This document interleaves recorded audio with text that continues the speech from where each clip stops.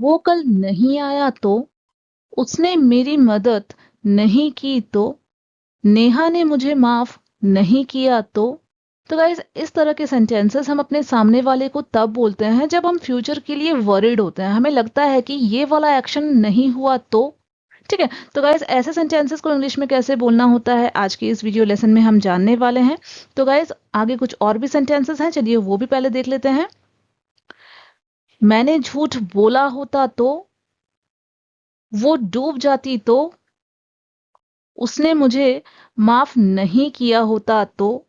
Guys यहाँ हम सामने वाले से पास्ट को लेके बात कर रहे हैं, हम कह रहे हैं कि अरे पास्ट में ऐसा एक्शन नहीं हुआ होता तो क्या होता। ठीक है, तो गाइस एक्चुअल में ये हो गया था, लेकिन हम बस इमेजिन कर रहे हैं कि अगर ऐसा किसी ने नहीं किया होता तो, या किया होता तो। जैसे कि पहले वाले सेंटेंस में हमने कहा है मैंने झूठ बोला होता तो, मतलब मैंने बोला नहीं। अगर मैंने बोला होता तो मैं इस तरह से सामने वाले से सवाल नहीं करते अभी प्रेजेंट में।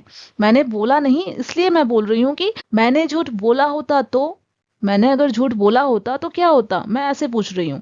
तो गाइज ऊपर वाले सेंटेंसेस में हम फ्यूचर को लेके बात कर रहे हैं, और नीचे वाले इन 3 सेंटेंसेस में हम पास्ट को लेके बात कर रहे हैं कि पास्ट में किसी ने ये वाला एक्शन किया होता तो, या नहीं किया होता तो। जैसे कि लास्ट वाले सेंटेंस में हमने नेगेटिव बनाया है, उसने मुझे माफ नहीं किया होता तो, मतलब उसने माफ कर दिया। अब मैं क्या कह रही हूँ, अगर नहीं किया होता तो क्या होता, मैं ऐसे पूछ रही हूँ। तो गाइस ऐसे सेंटेंसेस को कैसे इंग्लिश में बोलना होता है आज के इस वीडियो लेसन में हम जानने वाले हैं। सबसे पहले चलिए देख लेते हैं ऊपर वाले 3 सेंटेंसेस को कैसे इंग्लिश में बोलना होता है, कौन सा स्ट्रक्चर इसके लिए फॉलो करनी होती है। गाइस ये वाला स्ट्रक्चर हम फॉलो कर लेंगे।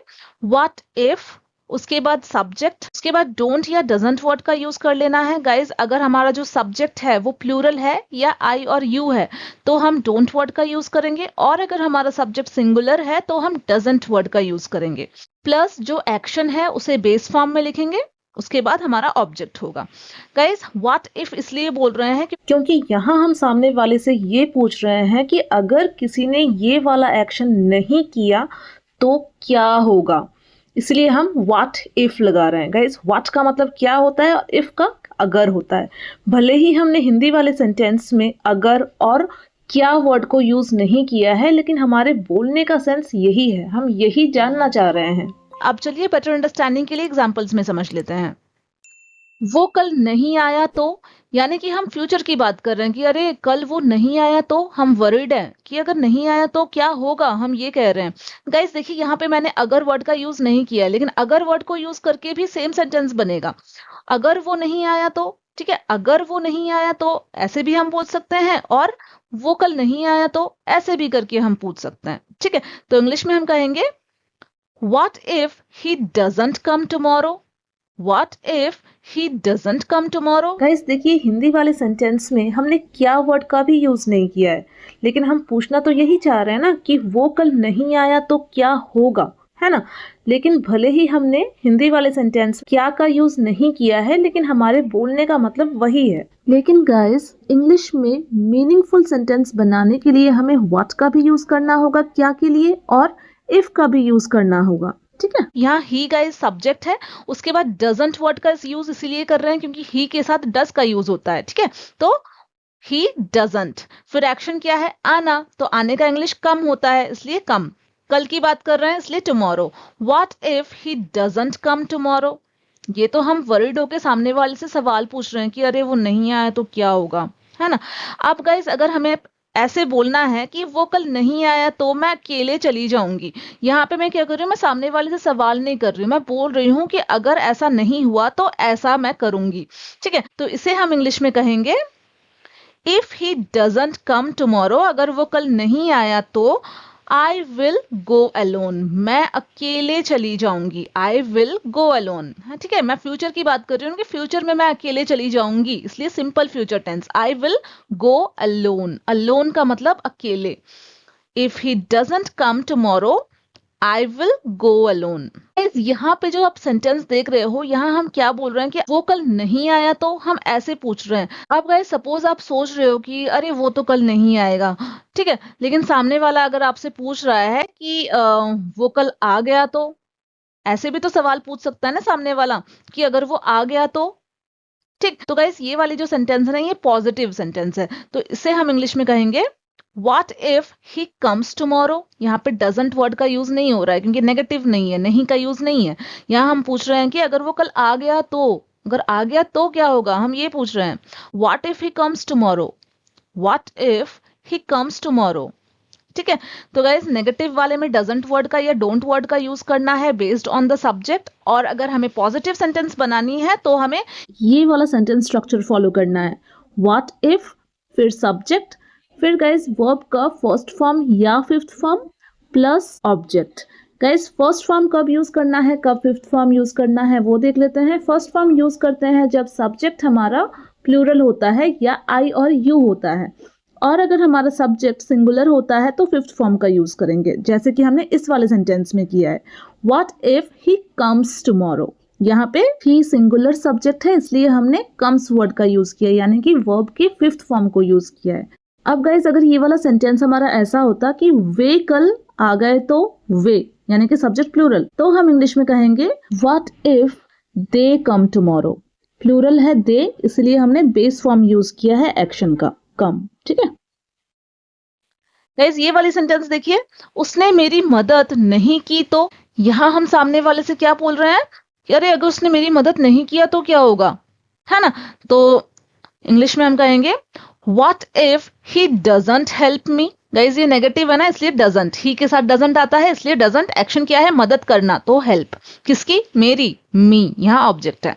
What if he doesn't help me. अब अगर बोलना है उसने मेरी मदद नहीं की तो मैं उसे कभी माफ नहीं करूंगी, तो यहाँ पे मैं कॉन्सिक्वेंस भी बोल रही हूँ कि अगर ऐसा किसी ने नहीं किया तो क्या होगा, हम ये भी साथ में बता रहे हैं। तो इंग्लिश में हम कहेंगे if he doesn't help me I will never forgive him, I will never forgive him. ठीक है, यहाँ पे हम वरिड होके बोल रहे थे कि अगर ऐसा नहीं हुआ तो, अगर उसने ऐसा नहीं किया तो, और यहाँ हम बोल रहे हैं कि अगर उसने ऐसा नहीं किया तो मैं ये वाला एक्शन करूंगी। ठीक है, अब गाइस अगर कहना है कि उसने मेरी मदद की तो, सपोज सामने वाला बोल रहा है कि वो तेरी मदद नहीं करेगा। ठीक है, देख लेना वो तेरी मदद नहीं करेगा, तब हम उससे क्या कह रहे हैं, उसने मेरी मदद की तो, अगर कर दी तो क्या होगा, हम ऐसे पूछ रहे हैं, पॉजिटिव सेंटेंस है ये, तो इंग्लिश में हम पूछेंगे what if he helps me, what if he helps me, अगर उसने मेरी मदद की तो। ठीक है गाइस, अगर वर्ड का यूज आप सेंटेंस में कर भी सकते हो, नहीं भी, मतलब वही निकलेगा। ठीक है, नेक्स्ट है नेहा ने मुझे माफ नहीं किया तो। I am worried about the future कि अगर उसने मुझे माफ नहीं किया तो क्या होगा, तो क्या होगा। ठीक है, तो इंग्लिश में हम पूछेंगे व्हाट इफ, ठीक है, नहीं किया तो हम ये पूछ रहे हैं ना, what if Neha doesn't forgive me. Again guys Neha यहाँ पे सिंगुलर सब्जेक्ट है इसलिए doesn't. What if Neha doesn't forgive me. अब अगर जस्ट सिंपली बोलना है कि नेहा ने मुझे माफ नहीं किया तो मुझे बहुत बुरा लगेगा। ठीक है, यहां हम क्या कर रहे हैं, यहां हम बोल रहे हैं कि अगर उसने ये वाला एक्शन नहीं किया तो ऐसा होगा, तो इसे हम इंग्लिश में कहेंगे if Neha doesn't forgive me I will feel very bad. मुझे बहुत बुरा लगेगा, I will feel very bad. Guys अब अगर पॉजिटिव सेंटेंस बनानी है, नेहा ने मुझे माफ कर दिया तो। ठीक है, सामने वाला कह रहा है सपोज कि नेहा तुम्हें कभी माफ नहीं करेगी। ठीक है, देख लेना वो कभी तुम्हें माफ नहीं करेगी, लेकिन आप क्या कह रहे हो, नेहा ने मुझे माफ कर दिया तो, अगर कर दिया तो। ठीक है, तो इंग्लिश में हम कहेंगे what if Neha forgives me, what if Neha forgives me. ठीक है, तो गाइस आप नीचे की ये जो 3 सेंटेंसेस है जहां पे हम बात पास्ट की कर रहे हैं, ठीक है, कि पास्ट में अगर ऐसा हो जाता तो। ठीक है, तो इसे कैसे इंग्लिश में बोलनी है वो देख लेते हैं। सबसे पहले देख लेंगे स्ट्रक्चर, व्हाट इफ लगाएंगे गाइस, ठीक है, उसके बाद जो सब्जेक्ट है उसे लगा लेंगे, और उसके बाद यहाँ पे गाइस हम हैड का यूज करेंगे।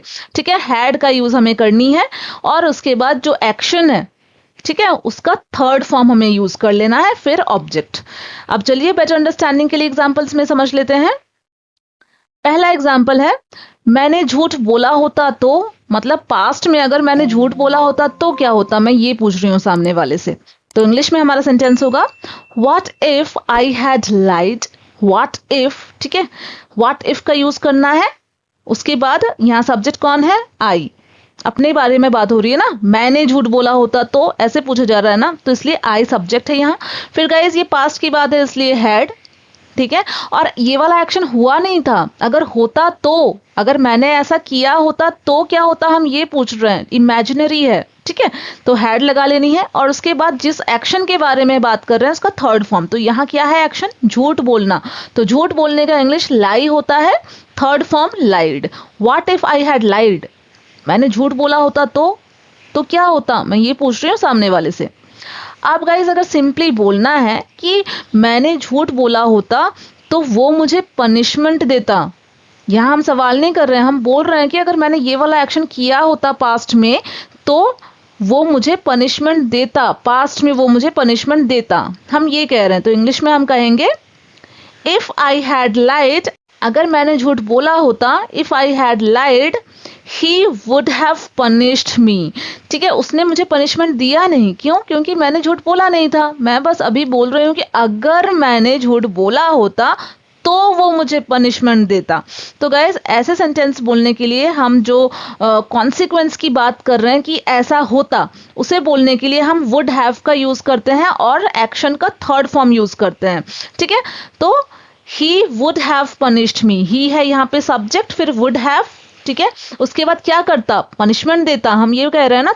तो गाइस पनिशमेंट देना यहाँ पे एक्शन है, तो उसे इंग्लिश में पनिश कहा जाता है, थर्ड फॉर्म पनिश्ड, किसे, मुझे, इसलिए object me. If I had lied, अगर मैंने झूठ बोला होता, he would have punished me, वो मुझे पनिशमेंट देता। गाइज इस सेंटेंस स्ट्रक्चर को याद रखने का एक सिंपल सा ट्रिक बताती हूँ। जो अगर वाला पार्ट है कि ये वाला एक्शन अगर किसी ने किया होता वाला जो पार्ट है उसे हम पास्ट परफेक्ट टेंस में बनाएंगे, और जिस पार्ट में हम बोल रहे हैं कि तो ये वाला एक्शन कोई करता, उसे हम वुड हैव प्लस वर्ब का थर्ड फॉर्म इस वाले स्ट्रक्चर में बनाएंगे, ठीक है। नेक्स्ट एग्जांपल है, उसे सच पता चल जाता तो, मतलब उसे सच पता नहीं चला, लेकिन हम क्या कह रहे हैं, अगर पता चल जाता तो क्या होता, तो हम इंग्लिश में कहेंगे what if she had found out the truth, ठीक है। सच पता चल जाता तो, ठीक है, अगर पता चल गया होता तो हम थोड़ी ना इस तरह से अपना सेंटेंस बोलते, है ना। What if she had found out the truth, ठीक है। आप गाइस अगर सिंपली ये बोलना है आपको कि उसे सच पता चल जाता तो वो गुस्सा हो जाती, हम क्या कह रहे हैं यहाँ पे कि अगर ऐसा हो जाता, उसे सच पता चल जाता तो क्या हो जाता, वो गुस्सा हो जाती, हम ये कह रहे हैं, हम पूछ नहीं रहे हैं, हम बस बोल रहे हैं कि अगर ऐसा होता तो ऐसा हो जाता, लेकिन हुआ नहीं, ठीक है।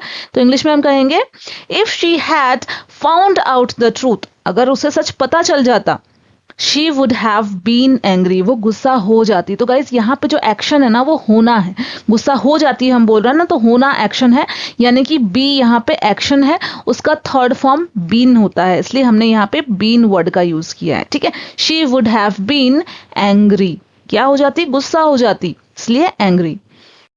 नेक्स्ट एग्जाम्पल, उसने मुझे माफ नहीं किया होता तो, गाइस हम ऐसे भी पूछ सकते हैं कि अगर उसने मुझे माफ नहीं किया होता तो, ठीक है। दोनों का मतलब बिल्कुल सेम है, तो अगर वर्ड में कंफ्यूज नहीं होइएगा, ठीक है, मीनिंग आपका क्लियर होना चाहिए, ठीक है। तो इंग्लिश में हम कहेंगे what if he had not forgiven me, ये नेगेटिव सेंटेंस है गाइस, ठीक है, कि अगर उसने ऐसा नहीं किया होता तो, नहीं किया होता तो, ठीक है, इसलिए हमने यहाँ पे नॉट वर्ड का यूज करना है।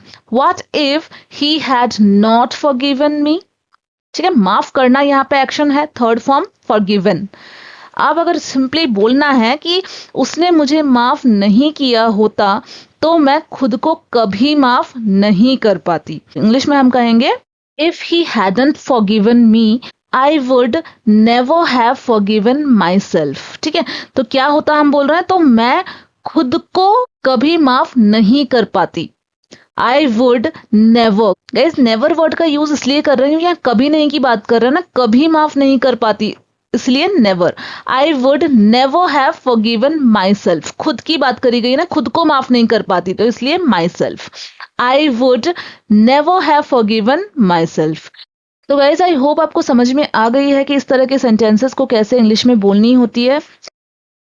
अब गाइज ये दो सेंटेंसेस आपके प्रैक्टिस के लिए, उसने रूपा को नहीं बुलाया तो, उसने मुझे नहीं बचाया होता तो, तो गाइज इन दोनों सेंटेंसेस के इंग्लिश कमेंट बॉक्स में जरूर से बनाइएगा और साथ ही साथ मुझे ये बताना नहीं भूलिएगा कि आज की ये वीडियो आपके लिए हेल्पफुल रही है या नहीं। गाइज अगर थोड़ा सा भी हेल्पफुल ये वीडियो आपके लिए रहा है तो इसे एक लाइक जरूर से कीजिएगा।